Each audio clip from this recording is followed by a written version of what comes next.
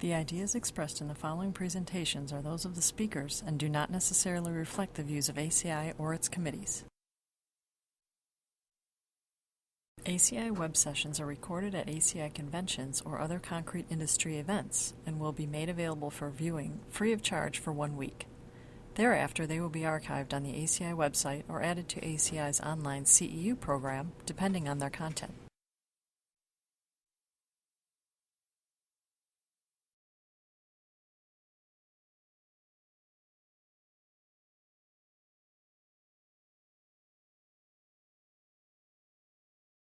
Welcome to our presentation this afternoon on behalf of Committee 364 Rehabilitation.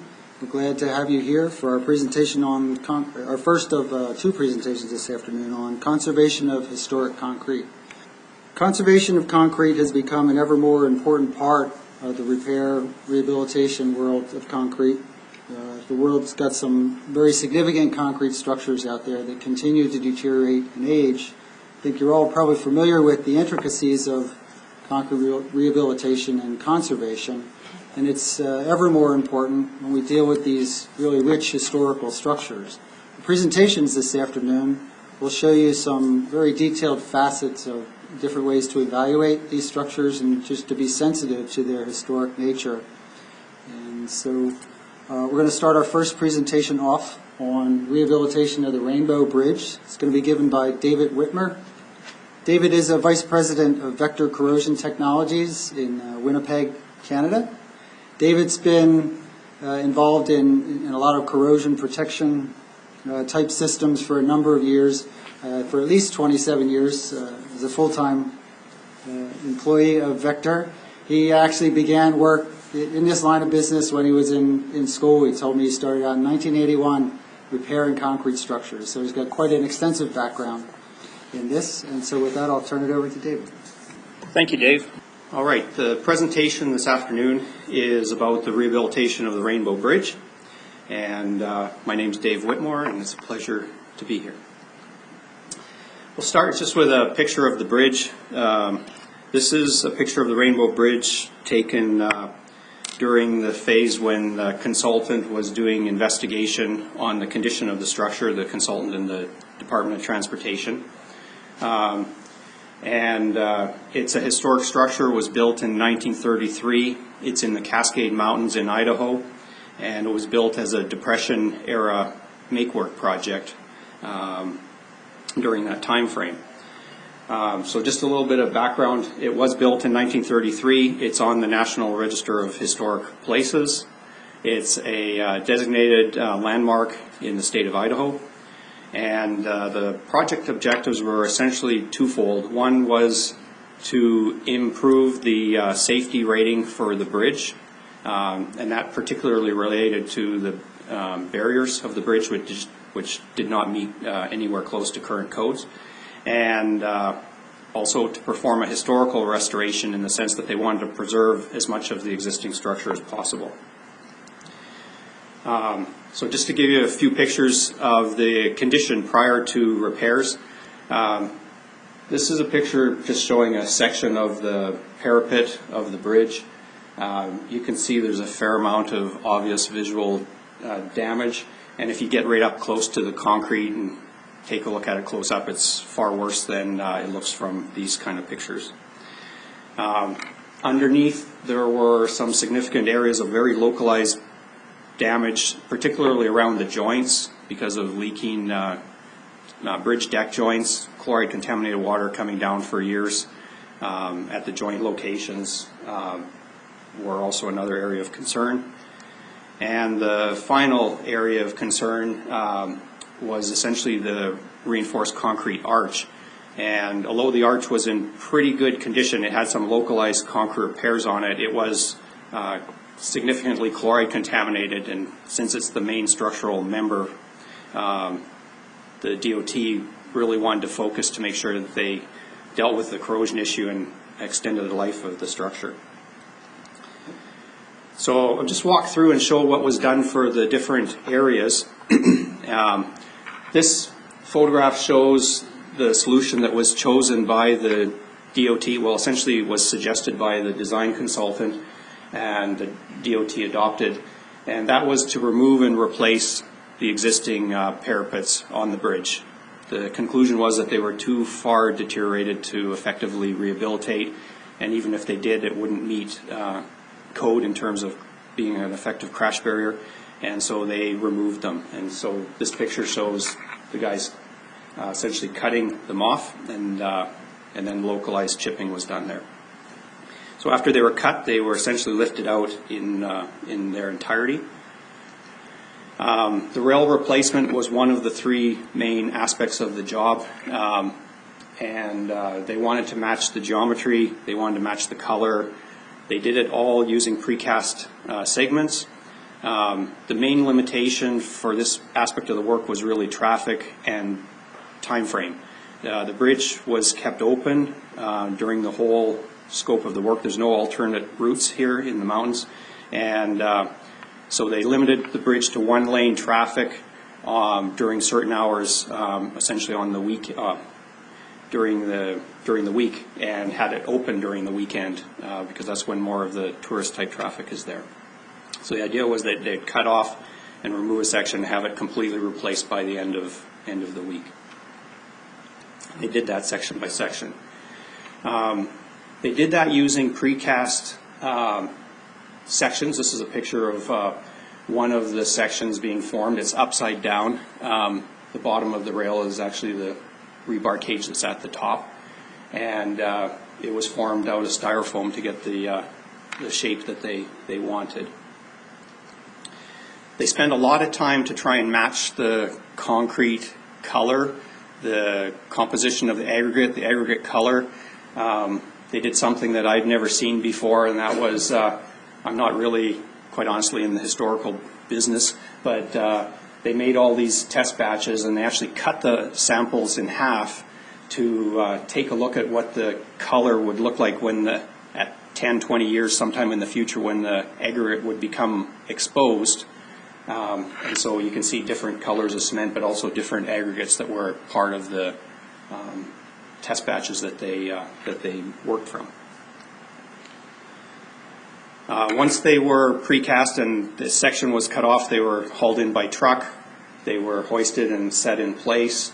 The cage, which you now see is on the bottom, was essentially small localized forms, and it was poured back with self-consolidating concrete, and that formed the structural connection between the rail and the bridge deck. Here you can see the rail in place, very small form on the side. Here's a section which is still the original, and it was done section by section like this each week during that phase of the project. You'll notice that the traffic is closed on the one lane of the bridge, so they had essentially a flagging operation to control the traffic on the other side, and once the rail was in place and cured sufficiently, it was opened up to full traffic until the next week. That was the rails. The other second area was the localized, very severe deterioration that they had, particularly in the area around the joints. In these areas, they essentially did localized concrete repairs. They removed all of the damaged concrete. They did not remove all of the chloride contaminated concrete, but they did remove a majority of the chloride contaminated concrete just by the scope of the concrete removal. The repairs were completed in accordance with ICRI guidelines. They chipped fully behind the reinforcing steel wherever it was exposed and it had been corroding, and they included galvanic anodes in those localized areas, not to protect the whole structure, but just to provide localized protection for the fact that they were leaving some degree of chloride contamination in the surrounding concrete, which was still sound. This is an example of one of the areas where that type of work was done. You can see this section at the top of the column and at the ends of the beams was essentially completely removed, formed, and replaced. It doesn't look like it matches very well in the photo, but it was done with a mix that they felt, when it was fully cured and maybe had weathered a little bit, would match the historic concrete that's there. And these kind of locations were scattered kind of all over, but they were principally in the areas around the joints of the bridge. The final thing, which I'm going to spend a little bit more time on because it's probably most of you don't know as much, is they did electrochemical chloride extraction principally on the concrete arch. There were a few other elements beyond the arch, but I'm going to show you pictures of the arch. With the concrete arch, it was chloride contaminated. All that being said, there was relatively limited damage on the existing structure, and so they decided to localize concrete repairs and to do chloride extraction to the entirety of the arch itself. The work was done in accordance with the NACE, the National Association of Corrosion Engineers standard for chloride extraction, and I'll explain in a little bit, but the chloride extraction system is just done as a treatment process and it's removed at the end of the job. So here's a picture of a section of the arch. You'll notice that there are some areas where you've got some delamination spalling, particularly at the bottom corners of the arch. Those areas were chipped and patched using the same mixed design and everything for the localized repairs, but there were no galvanic anodes installed in those sections. On the entirety of the arch, they installed the chloride extraction system. This system basically is done as a treatment process. Electrically, it's hooked up similar to an impressed current cathodic protection system. You have a DC power supply, and the negative side of the DC power supply is connected to the rebar in the structure, and the positive side of the DC power supply is connected to an anode, basically an electrical distributor that's in the that's attached to and applied to the surface of the concrete. When the power is turned on, you're charging the rebar negatively, and you're charging the system that's on the surface positively. And chlorides, because they're negatively charged ions, they are going to be repelled away from the negatively charged rebar and drawn towards the positive anode, which is outside the concrete. And so during the course of the treatment, the chlorides accumulate in the external media, and at the end of the job, that external media is removed. And this process has been used on quite a number of historic structures because it leaves the existing concrete in place and it doesn't introduce any materials that were not part of the original construction. So one of the problems to do this type of work on this type of structure is access. You can see it's over top of the river and it's not flat, and there's a lot of challenges. So quite an innovative access system was used to access the structure. Even with the access system, the work is still difficult, but continues on. And here you can see the guys drilling some holes to make connections, electrical connections to the reinforcing steel, which is a key part of the process. This photo shows the chloride extraction system fully installed and operating. So this is basically the system installed on the concrete arch. Essentially it consists of a welded wire mesh as the electrical distribution, and that's embedded inside a paper mache kind of a poultice. It's wrapped in plastic to minimize evaporation, and that is kept wet. It will sit like that for typically somewhere between 4 and 8 weeks, so somewhere between 1 to 2 months. And during that time frame, you'll draw out usually 20, 30, 50 years, give or take, worth of chlorides. Or at least 70 or 80% of the existing chlorides in a typical application. Here's a picture of the bridge when during the chloride extraction when it was going on. You'll see the access system. You also see that they have put up the tarps essentially to provide some shelter and protection to the areas that are being protected. And surprisingly, the only part of the arch which chloride extraction was not done on was the very center part. And the reason it was not done there is because it's in between the two center joints of the bridge. So there's no chlorides between the two blue sections, and as a result it didn't need to have any work done on it. All the work was from the first joint out towards the abutment on both sides. I would like to just conclude this presentation by showing you a few slides related to sustainability, because I think one of the reasons why we consider doing any of these types of work related to historic structures is that there's a benefit in sustaining or maintaining existing structures.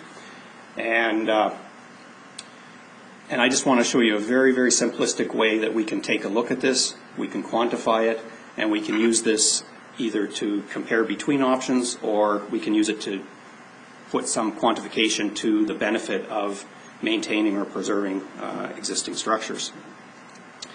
And I'm going to use this Rainbow Bridge as the example. So in this particular case, we're providing a 50-year service life extension. That was the design objectives of the DOT and the consultant, and that life extension is being provided to a 75-year-old structure. To put this in perspective, you need a little bit of background on concrete so you can see where some of the numbers come from.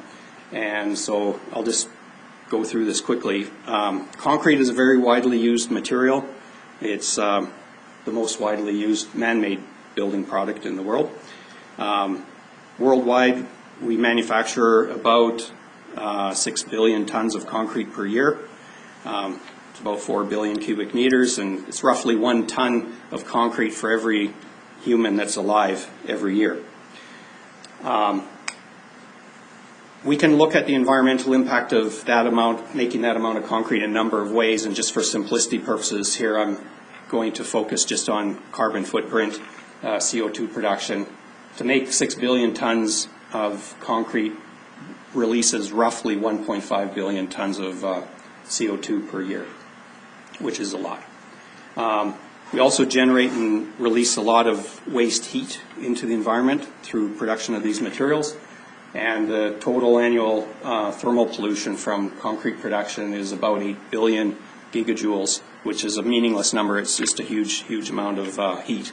Okay, and probably no one in this room could really quantify, but if we have time later, we can talk about that.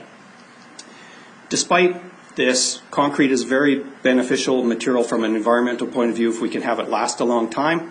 And if we have an existing structure, if we can make it last longer, the environmental impact is virtually zero compared to building a new structure to replace it. So if we take that information and we apply it to this particular bridge, the Rainbow Bridge, we are looking for a 50-year service life extension. The structure, as it exists today, contains about 1,800 cubic yards of concrete. That 1,800 yards of concrete was largely maintained with the small exception of the railings of the bridge. And because that amount of concrete was maintained, a similar bridge, which for the purpose of this example we will assume would have the same amount of concrete, was not built. Okay? By not building a new bridge with 1,800 cubic yards of concrete, we basically reduce CO2 emissions by a certain amount, in this case approximately 450 tons. We also can calculate the embedded heat in that amount of concrete, and the embedded heat in that amount of concrete is about 4,800 gigajoules, not billions of gigajoules, but this is only one bridge in the middle of Idaho. But just to give you a perspective on that amount of heat, 4,800 gigajoules is enough heat energy to take from room temperature to boiling 3 Olympic-sized swimming pools. So it's not an insignificant amount of heat even at that. Okay? And if we take a look at it on an annual basis, 450 tons of CO2 emissions is equivalent to the total annual emissions of approximately 90 people. Now, as Americans and as Canadians, we generate a lot more, have a lot higher CO2 footprint than average, but if you look at it average worldwide, 450 tons is basically equivalent to about 90 people. It's roughly double the number of people that are in this whole room, and the CO2 output from more than double all of us are basically limited by not building this additional bridge. It's a very simplistic way of taking a look at the situation, but hopefully it's something that you can use in your review of projects, and you can use it when you discuss these kind of situations with owners, because in terms of environmental impact, as engineers, as owners, as contractors, we have far greater impact on these numbers than what most people assume. It's not like you go and buy a car that has 20% better fuel economy. That's a good thing and you should do it. Making these kind of decisions it's not incremental, a few percent here or there. It's eliminating a lot of impact by the decisions that we're making. So here's a picture of the Rainbow Bridge, and the structure's been preserved and hopefully maintained, and with a limited amount of maintenance, hopefully the DOT will have it around for many, many years. And with that, I'd like to say thank you, and if we have a few questions, I'll be happy to answer. Thank you very much.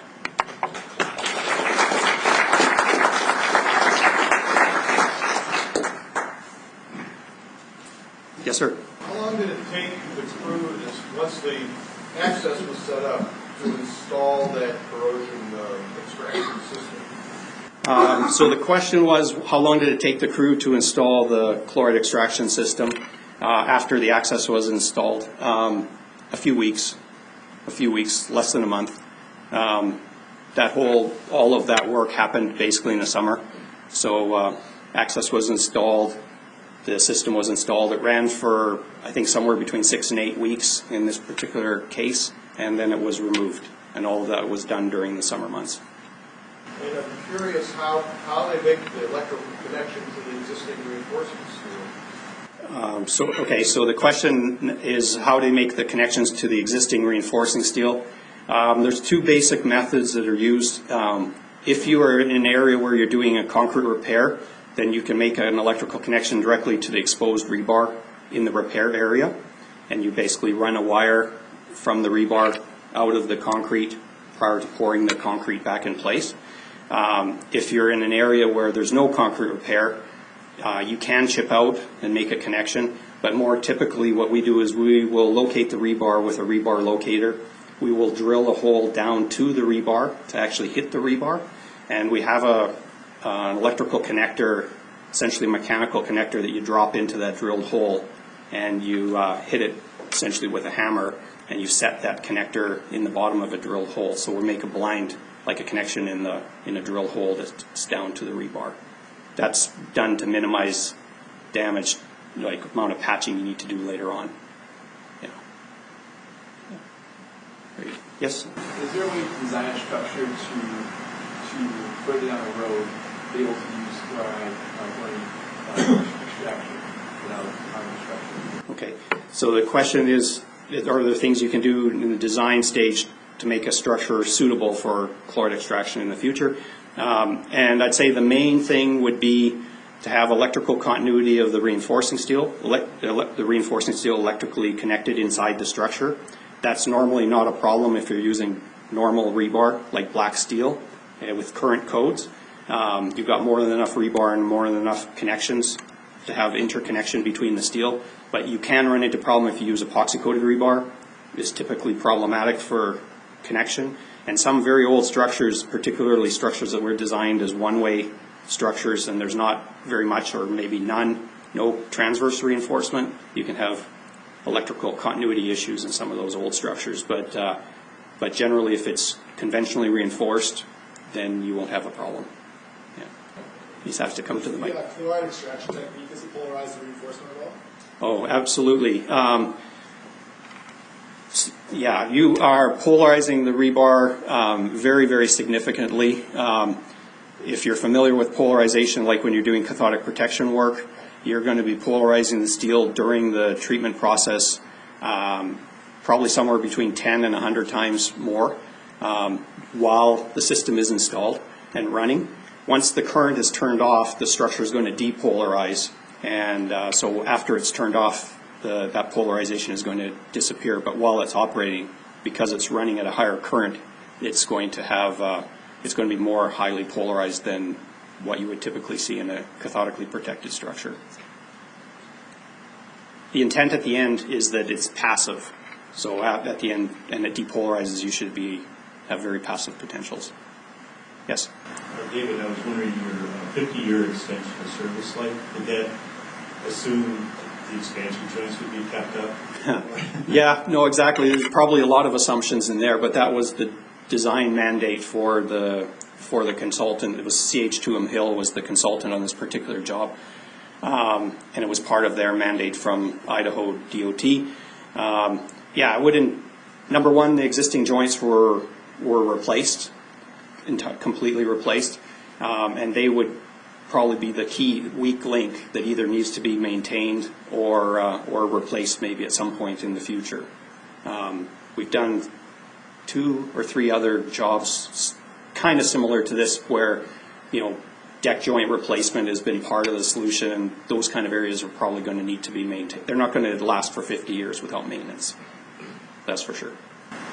You also assume that, do you put in something that says, well, there may be some leakage and how fast the rate of root chloride penetration will be in the concrete, or do you just assume that it'll be maintained? I don't think, to be honest, I don't know what CH2M Hill specifically put in their model in this particular case, but I do know in another project, they assumed a certain level of exposure in the future that wasn't zero, but maybe wasn't as bad as the joints, you know, completely leaking full out. But yeah, I think you're going to have to assume some degree of normal exposure to the environment and wear and tear.